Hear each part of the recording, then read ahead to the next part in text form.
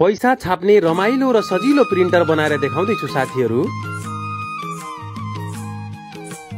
3 वटा कार्डबोर्डको टुक्राहरू लिने र 2 वटा कार्डबोर्डमा 2 वटा सिसा कलम छिर्ने प्वाल बनाउने। अब प्वाल पारिएको कार्डबोर्डहरूलाई अर्को कार्डबोर्डमा टाँसिदिने र 2 वटा सिसा कलम लिएर तलको र माथिको प्वालहरूमा छिराइदिने। त्यसपछि एउटा कालो झिल्ली लिने र 1000 को नोट भन्दा अलि ठुलो पारेर रेक्टेंगल आकारमा काट्ने। अब तयार भएको झिल्लीको माथिको चौडालाई माथिको सिसा कलममा टाँसिदिने र तलको चौडालाई तलको सिसा कलमको अर्को भागतिर टाँसिदिने।